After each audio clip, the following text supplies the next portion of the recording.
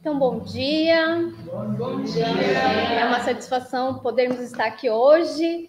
É uma atividade no Centro dos Direitos Humanos referente ao Dia da Declaração Universal dos Direitos Humanos, que vai ser amanhã, dia 10, hoje dia 9 de 12 de 2023. Estamos aqui para falar sobre alguns temas pertinentes às questões que aconteceram esse ano, muitas coisas que aconteceram esse ano, mas fizemos um recorte que é sobre os direitos humanos e juventudes, e nesse recorte das juventudes vamos falar sobre o extermínio da juventude negra. Essa atividade de hoje ela também é referente ao Dia DH do projeto Semente de Proteção, então também faz parte desse projeto, essa organização, esse trabalho, que tem como objetivo a defesa, né, de defensores e defensoras de direitos humanos na luta, né, pela defesa desses direitos.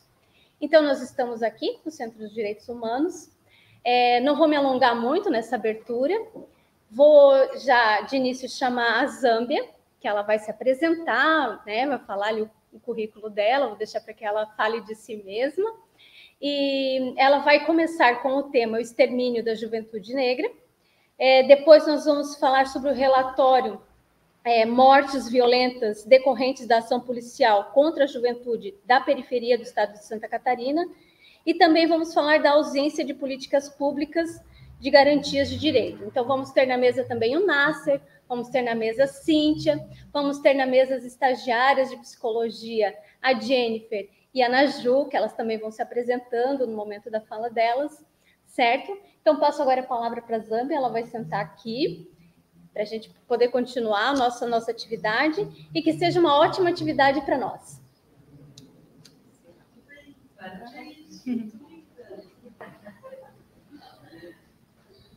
Bom dia para a gente, né?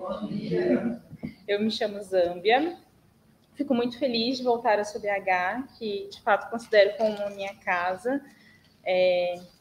Eu acho muito importante dizer, né, que eu me constituo enquanto militante a partir da militância dos meus ancestrais, metafórica e literalmente também, né? E a minha mãe foi por muito tempo militante do CDH também, e de outras pautas e de outros lugares, e eu também. Então, fico muito feliz de retornar. Eu sou educadora, sou professora na educação de jovens adultos e idosos no município de Florianópolis.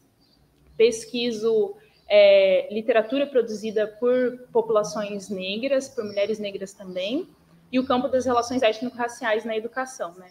É a trajetória que eu tenho feito nos últimos anos da minha formação. E hoje, então, eu me propus a discutir conosco esse tema que é tão importante, principalmente para nós que viemos do campo da educação e da EJA, né, da educação de jovens, adultos e idosos, que é a população negra e as consequências da existência no mundo ocidental, né, para essa população negra. Eu fiz uma organização de lâminas, para não me alongar, porque nós que somos da história adoramos contar histórias, né, e vou propor, então, para a gente algumas discussões que são no sentido de refletir e de pensar sobre o que o Estado, e enquanto nós, enquanto agentes do Estado, né, como sociedade civil, como movimento organizado, como educadores e educadores, em espaços escolares ou não, estamos promovendo, contribuindo ou desconstruindo enquanto sociedade. Eu vou colocar aqui um tempo para não me passar também. Bom, eu intitulei essa minha provocação de Morte Matada e Extermínio do Tempo Presente.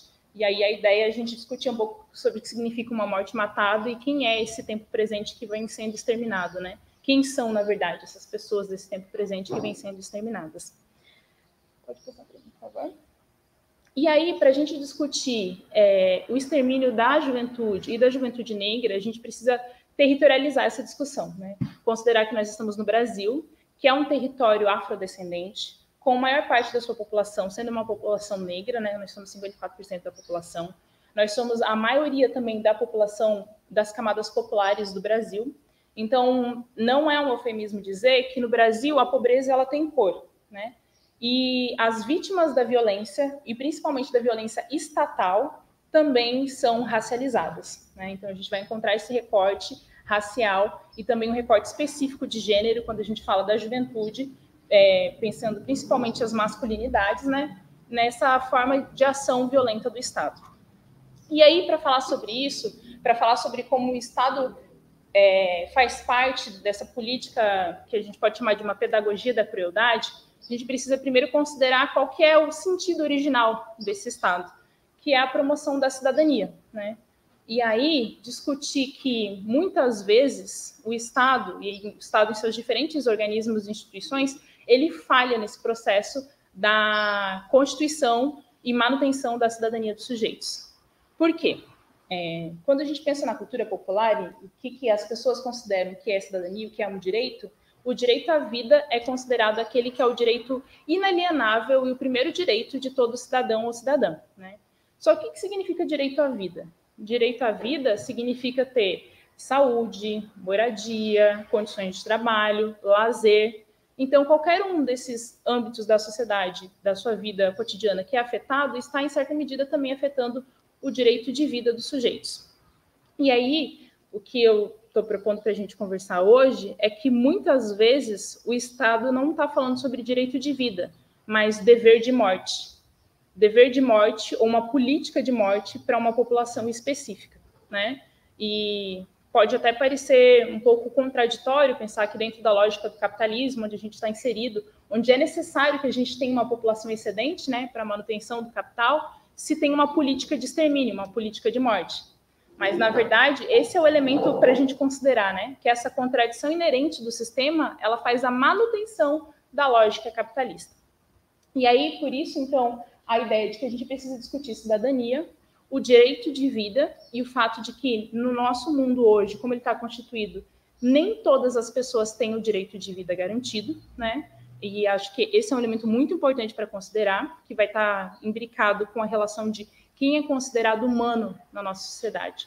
Porque o direito de vida, ele é inalienável para a humanidade, né? Mas a gente vive num mundo que tem bases coloniais, então alguns corpos são considerados socialmente menos humanos. Esses corpos vão ter o direito de vida alienados, né?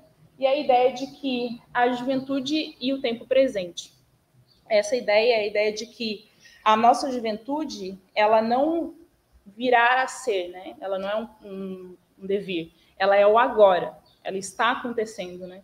Porque essa coisa de que a juventude é o futuro do amanhã tem grande parte no pensamento teleológico de uma estrutura linear, né? De uma organização própria e muito específica do mundo ocidental, onde a gente prospecta no amanhã o que vai acontecer.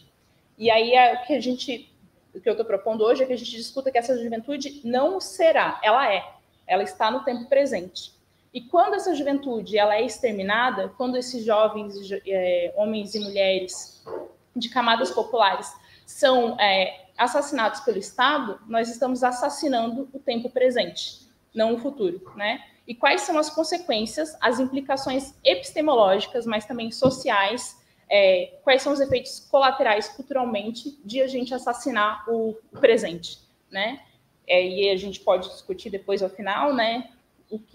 Quais são as consequências que a gente já vê desse extermínio desse tempo presente.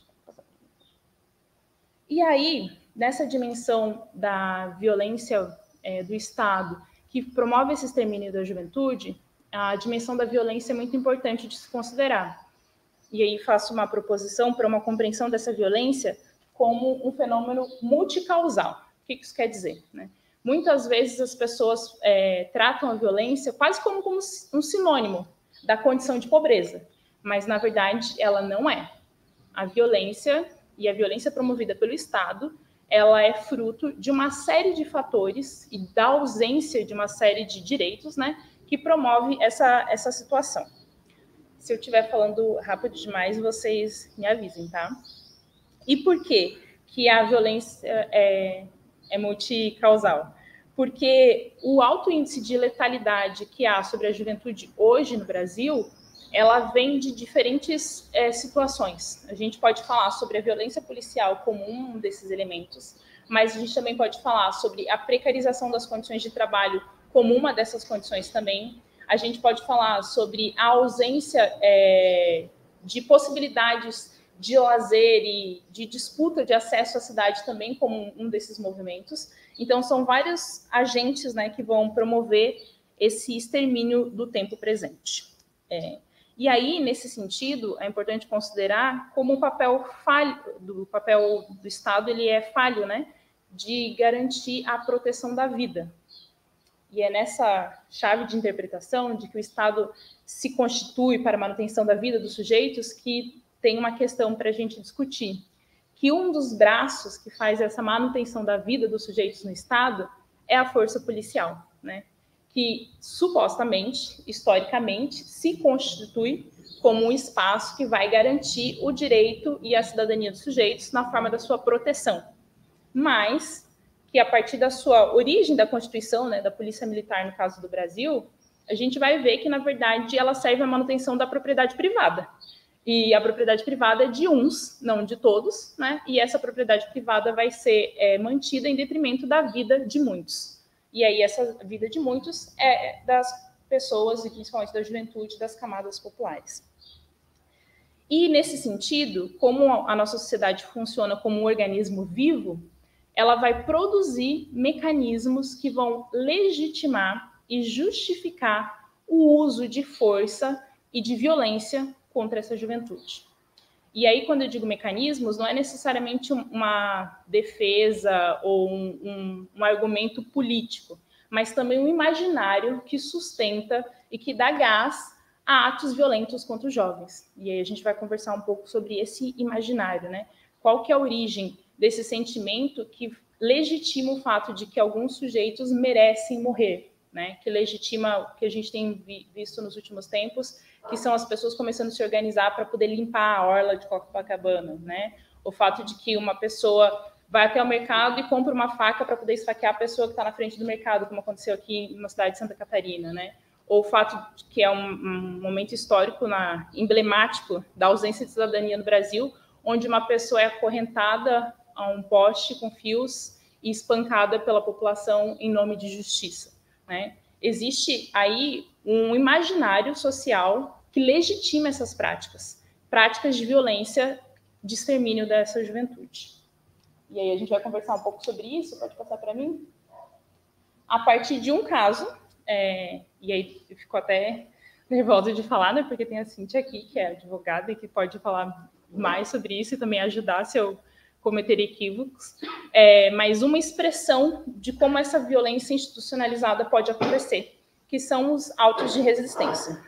Hoje, no Brasil, a gente, por lutas históricas dos movimentos de defesa dos direitos humanos, esse termo está em desuso, né? Mas percebam que eu disse o termo. Por quê? Porque as palavras nomeiam as práticas, mas as práticas são anteriores às palavras. E muitas vezes mudam-se as palavras, mas as práticas permanecem, né? Mas o que é esse conceito autos de resistência? Nós temos uma história do Brasil que é de uma democracia muito recente, jovenzíssima, né? E durante o período de ditadura cívico-militar no Brasil, que foi um período de recessão de direitos, né, e cerceamento mesmo das liberdades dos sujeitos, das sujeitas brasileiras, uma das formas de proteger os organismos institucionais de polícia foi a criação desse termo, os autos de resistência, que é a forma de você legitimar o uso de força policial e de possíveis efeitos colaterais como a morte, né, como forma de proteção, né, e autopreservação da polícia. Então, toda vez que uma pessoa apresentasse resistência a uma prisão ou uma ação policial, essa força policial poderia usar de qualquer medida que fosse necessária para a preservação da polícia e do bem comum. E essa medida, qualquer medida necessária, em último caso, né, é a morte. Só que o que acontece? Nos autos de resistência, esse relato ele era feito pelos próprios policiais, os agressores dessa violência, e precisavam do testemunho de duas pessoas, que são os próprios policiais. E aí quem fazia os trâmites de julgamento e possíveis processos era a própria polícia, né? Então aí a gente tem uma das muitas facetas do que o Brasil consegue produzir, que são crimes perfeitos, né? Onde a gente tem ali uma situação, todo mundo sabe o que está acontecendo, mas a gente não consegue dar andamento com a justiça social porque ela não existe. E aí a gente pode fazer um parêntese, uma nota de rodapé para dizer que essa justiça não existe porque o sistema judiciário brasileiro, ele também é racializado e ele também é genderizado, né? Foi um corpo específico que produziu as leis e a legislação brasileira. E esse corpo específico, lá no século XIX, depois perpetuado no século XX, são homens brancos da elite brasileira, muitos médicos, muitos advogados, que tinham na sua gênese pensamentos que hoje a gente chama de racismo científico, mas que na época não estavam dados como racismo científico, mas como ciência criminalística. Então, muito do que a gente tem como judiciário e legislação hoje, ela está fundamentada em bases racializadas. E essas bases racializadas são racistas, né? Por isso essa nota de que a justiça não funciona, quando na verdade ela está funcionando como de fato ela foi feita para funcionar. Porque o Código Penal no Brasil, quando se constitui, e essas leis que vão criminalizando algumas práticas sociais, elas têm uma intenção, que é da manutenção da sociedade, da manutenção da ordem. E aí, na manutenção da ordem, existe um corpo específico que ele não pode fazer parte, né? Que são os degenerados. É um termo que no campo da história a gente discute bastante, né? Que os degenerados, historicamente, vão mudando. Já foram as mulheres divorciadas, as pessoas homoafetivas, as pessoas negras e indígenas, as pessoas consideradas insanas, né? Então, os degenerados são sempre aqueles que a sociedade quer apartar da sociedade. E aí, a legislação cumpriu e cumpre um papel muito grande na execução desse movimento de limpeza e higienização da sociedade.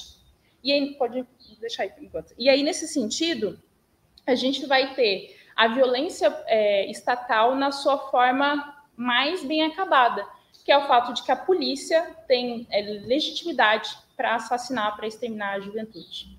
E aí, aqui, esse extermínio não se dá com uma materialidade, né? Mas com uma intenção, atitude suspeita, a possibilidade de estar portando alguma coisa, o fato de estar em algum lugar que é considerado suspeito. E o que é utilizado para dizer que uma atitude é suspeita, né? Ou que essa pessoa pode estar portando alguma coisa? O imaginário social. E o imaginário social brasileiro, ele se constitui a partir de uma dinâmica onde corpos negros e corpos indígenas sempre foram aqueles que carregaram o mal, né? Eles eram destituídos de humanidade no início, mas depois, quando supostamente humanizados, eles são os corpos que têm acumulado o estigma de serem violentos, de serem agressivos, com tendências à violência, e esse imaginário, ele perdurou e perdura por muito tempo, né? Porque se a gente for falar em abolicionismo, a gente vai ter na legalidade a abolição da escravatura, mas o imaginário social, as práticas sociais continuam reificando esse lugar de subalternidade desses corpos racializados, né? E essa reificação aí acontece em vários organismos do Estado, como, por exemplo, no campo da sala de aula, né, que é a prática de onde eu falo. O nosso currículo escolar brasileiro ainda, apesar de muita luta histórica de vários movimentos, e aqui o movimento negro majoritariamente, né, para a descolonização do currículo, a escola muitas vezes é esse espaço de manutenção desse imaginário racista sobre os corpos não brancos, né? Onde a gente vai ter em vários momentos a humanidade, o conceito de ciência, o conceito do que é bom, do que é belo, do que é a forma mais acabada da civilidade, são expressões da branquitude. E não porque, de fato, só a branquitude produziu isso, mas porque o currículo se constituiu de forma a legitimar apenas esses sujeitos.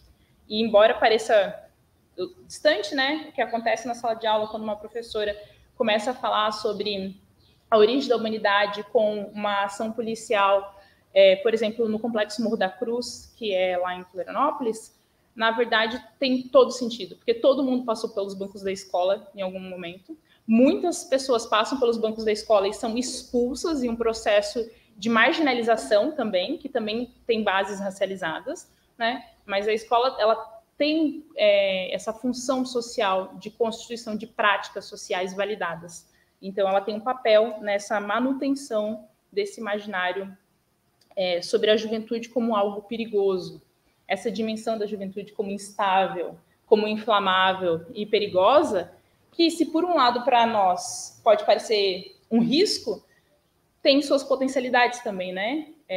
Os marxistas já escreveram, né? A juventude é a chama revolucionária.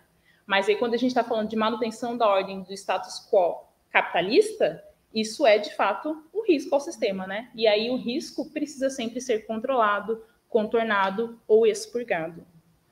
E aí, nesse sentido, pode passar para mim, a ideia de que essa produção da violência tem vários fatores, mas a gente pode colocar o racismo como uma questão macrocausal, né? Que era isso que eu comecei a falar para vocês, de que a gente tem um imaginário social de quem é um corpo perigoso, e aí a gente, quando sobrepõe os dados, né, nós temos uma maioria da população brasileira de corpos negros e negras, e quando a gente vai olhar para as camadas populares são majoritariamente compostas por pessoas da população negra, né, pretos e pardos. Então, no Brasil, se constitui um discurso onde é um discurso, não é a realidade, acho que é importante dizer isso, onde pobreza muitas vezes é utilizada como sinônimo de negritude, né? E aí esses estigmas que são estigmas constituídos sobre o corpo negro tornam-se também estigmas da população pobre, das camadas populares. E aí, nesse sentido, a forma de ação da polícia no morro vai ser totalmente diferente da forma de ação da polícia no asfalto, né? E aí que a questão se evidencia. Por quê? Porque o problema em si, na verdade também eu ia falar que o problema não é só a polícia, mas porque uma polícia militar é um problema, né? E não tem como desmilitarizar a polícia. A gente precisa acabar com esse modelo para construir outras formas, porque não é a gênese da Constituição e da forma de ação dessa instituição que é um problema, né? Mas, para além desse problema da própria existência do corpo policial, tem a questão de como as práticas são legitimadas, né? Porque se o morro é um espaço do perigo, isso legitima o uso da truculência, independente do que estiver acontecendo. Independente se não estiver acontecendo nada, ainda assim o uso da violência é legitimado, porque aí é uma violência preventiva. E aí, nesse sentido, a gente tem hoje no Brasil em curso uma pedagogia da crueldade, onde se propõe ensinar a juventude a partir da violência, onde o enquadro de um jovem de 15 anos é, na verdade, um processo pedagógico. E aí aqui eu estou sendo irônica, né? Mas é essa forma como a nossa sociedade se constitui, legitimando o uso da violência excessiva, toda violência é excesso, né? Mas o uso dessa força excessiva, e principalmente quando a gente fala da polícia, de um espaço que se propõe ser o monopólio da violência institucionalizada. E isso é uma sacada da democracia social, né? A polícia, ela tem o direito constitucional do monopólio da violência. O problema, e o que deixa muitas vezes a polícia muito indignada, é que eles perderam o monopólio. E a gente tem outros lugares que produzem violência, né? Como as facções, como outras formas de organização. E aí o problema é a perca do monopólio, mas não que a violência está institucionalizada. Mas essa violência institucionalizada, ela não é igual, porque dependendo do lugar onde você está, do território que você ocupa, da sua corporealidade e até do seu marcador geracional, a forma de ação vai ser diferente. Porque essa juventude específica, a juventude pobre, ela é sinônimo de perigo, né? Ela coloca em risco as bases da sociedade que nós vivenciamos, né? Mas, na verdade, ela coloca em risco a existência da elite brasileira, né? Nós, que somos militantes das causas sociais, quase sempre, com exceção de um ou outro financiador, somos a classe proletariada, né? E aí, nesse sentido, considerar que a gente tem uma política de morte matada dessa juventude, porque eles são assassinados, eles e elas são assassinados todos os dias. Se não na sua vida literal, metaforicamente, quando os direitos são negados, quando o acesso à educação é vilipendiado, quando os espaços de lazer e de cultura são violados, porque Isso é uma prática muito comum, né, lá na região da Grande Florianópolis. Um conjunto de cinco, eu ia falar estudantes, mas não precisam ser estudantes, 5 jovens numa praça, eles são considerados uma atitude suspeita, dependendo do que eles estiverem fazendo, né? Então, aquele espaço de lazer é um espaço que foi violado, ele não é considerado espaço de lazer, aquele ajuntamento é considerado um ajuntamento suspeito, né? Quando o acesso ao trabalho também é negado, isso vai sendo produzido. E aí a gente pode falar em causas sociais, educacionais, culturais, institucionais, de desigualdade e de pobreza. Em todas elas, o racismo vai estruturar as dinâmicas. Por quê? O mundo colonial, que é esse mundo que a gente vive, ele é estrutural e estruturante do racismo, né? E o racismo faz a manutenção da lógica capitalista. E ele, por si só, já é produtor de violência, né? Porque a origem e a manutenção do racismo é a desigualdade de humanidade, uns mais humanos do que outros, uns mais legítimos do que outros. E aí isso vai reificando esse imaginário que legitima essas violências e essas injustiças. Passa para mim, por favor.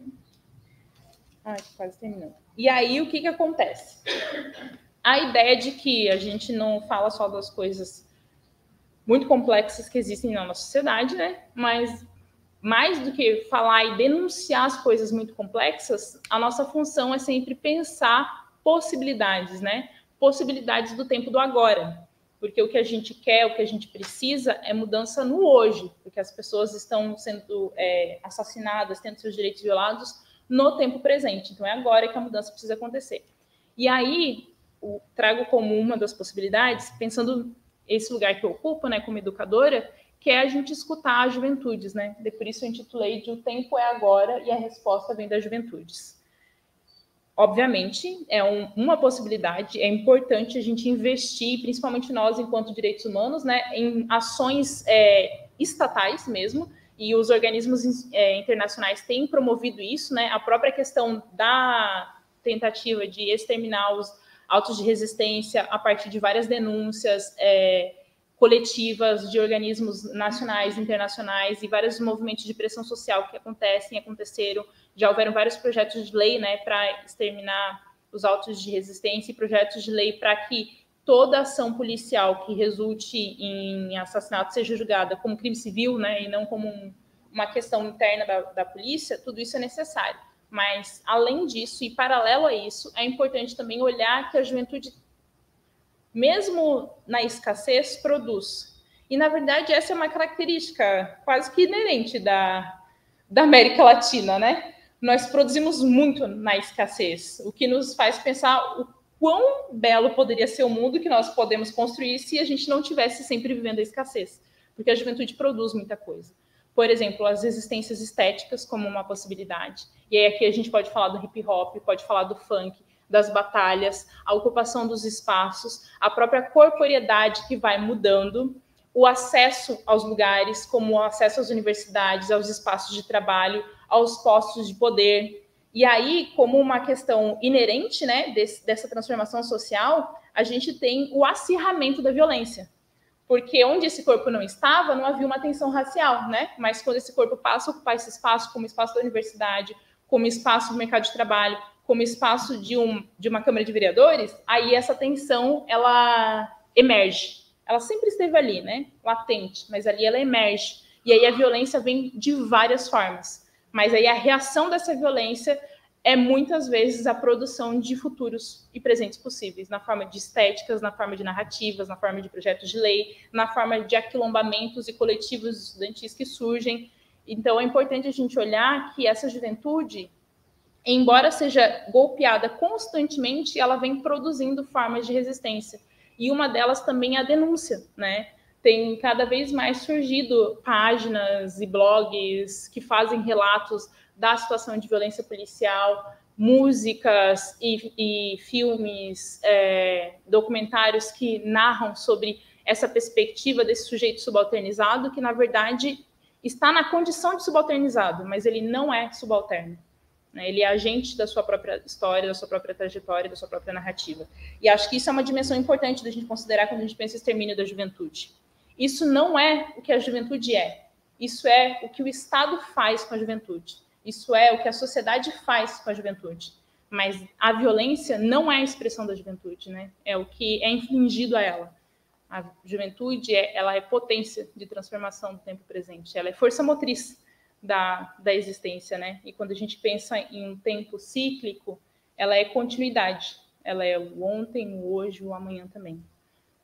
E aí eu vou encerrar por aqui, porque eu já passei do tempo que eu me propus a falar, mas abrindo mesmo as possibilidades para a gente pensar como a gente nomeia o que é violência, como a gente nomeia o que é extermínio.